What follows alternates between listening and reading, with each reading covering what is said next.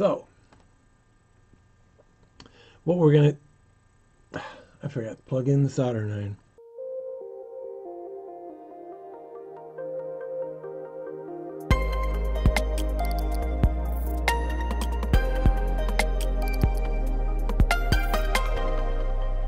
Hey folks, on the bench today. I know, right? I've been getting a load of crap this week because I haven't really made a video. It's funny. Some people are like, you make too many videos, and other people are always, you don't make enough. Or, yeah, you get the point here. Alright, so we are going to solder some pins on the Raspberry Pi Pico. I'm waiting for my soldering iron to heat up. Let's see, did they cut these at 20 or did they cut them at an odd number, which I have had happen before? Yep, okay. Now, we talked about this in a video before. I'm going to start over here at pin 20. And let me move my soldering iron just a notch before I burn myself. Okay, let's start at pin 20. Sometimes getting these headers down in there can be a complete pain in the rump.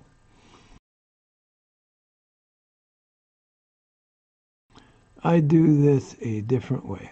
If I'm not doing it my own way, I'm not happy. It's too far. Yep, too far out. Alright, so we're looking at that. Start on 20, end on 39. That looks good to me. So yeah, there's been a lot of talk on YouTube and on tech sites and everything else about the Raspberry Pi Pico. Well, I got 4 of them. What is kind of unique with these is they have not just the pinholes, the holes for this type of a pin, header pins, but they also have cancellations on them for integration into existing circuit boards. I have plugged one in. I have played with it a little bit. I'm fairly impressed. I have one complaint, and I've seen it before and just never thought about it till just now. The silk screening for the pin layout is on the wrong side of the board,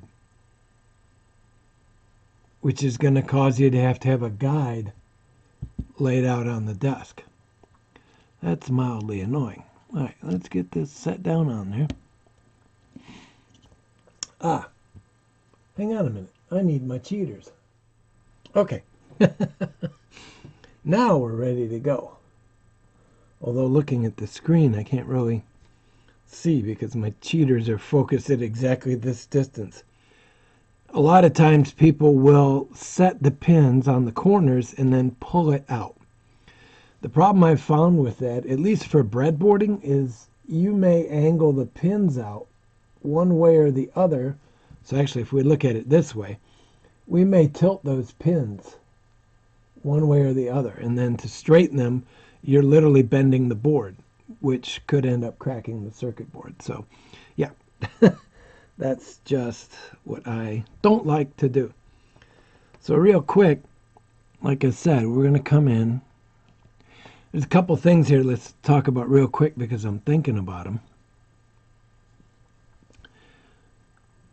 Keep your heat on the pin, on the pad. Don't go across 2 pins. What happens is if you build up both pins with heat, and when you lay the solder, you can actually build a bridge of solder between 2 pins. Most people will notice that and be like, oh, okay. Others will not. Now the trick is I'm having to work under this camera.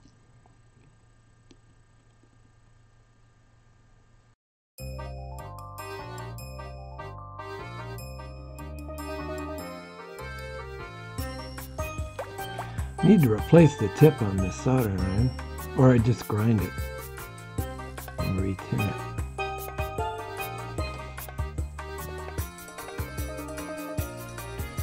So you'll see what I'm doing is what I was talking about earlier as well as in the other video. Is that still on camera? Yep.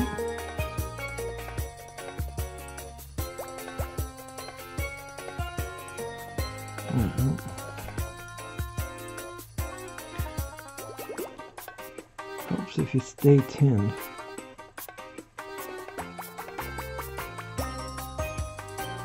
Okay. There we go.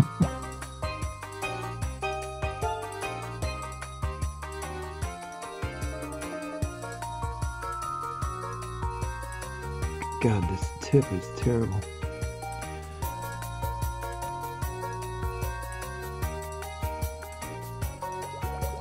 Hey, you know what? Anybody catch what I forgot to do? I forgot to turn on my extractor.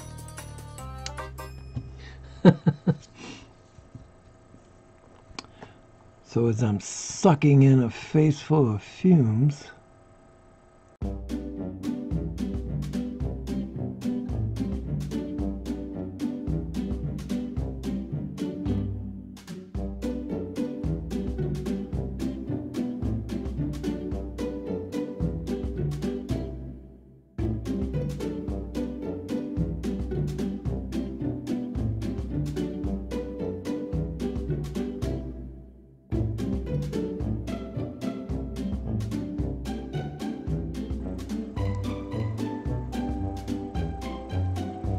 right.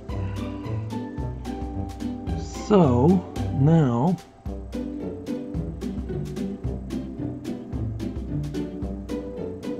it's the critical inspection to make sure they all look good, and they do to the eye, to the naked eye. So now I'm going to pull it off the shot for a minute while I look at it with a microscope, or not a microscope, a magnifying glass.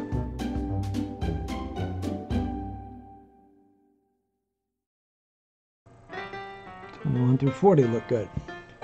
Now, I forgot if I'm zoomed in here with the camera. Let me switch glasses real quick. Bring the keyboard back over. Yeah, I am zoomed in. Sadly, that's about as much as I can zoom. But what we're looking for on stuff like this now, I wish I can turn off the fan. The kind of things you're looking for here are, as you look closer, get a little something to point with here. When you're done soldering, you want to check between to make sure you have no bridges built between the pins, right? And you have no errant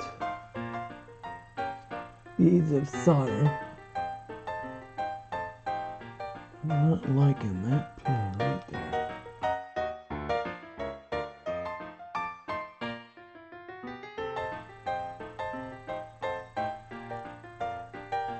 Well, it looks good. What it did is I got some down in the cancellation on the pins next to it, and it makes it look like a cold joint, but it's actually a good joint.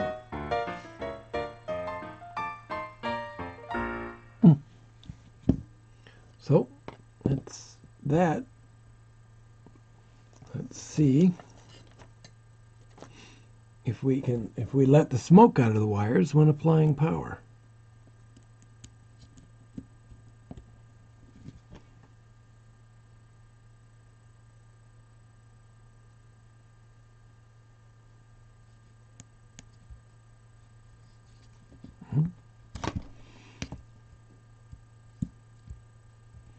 No heat applied, so that looks pretty good. Let me unplug my soldering iron. I need a micro USB cable. I need one with data. All right, let me apply this or plug this into my computer and I'll be right back. Okay, quality control check, power up check, and it works.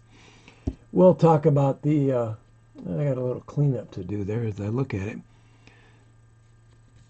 But yeah, we'll talk about the Pico in upcoming episodes. This was just a quickie to talk about soldering the pin header.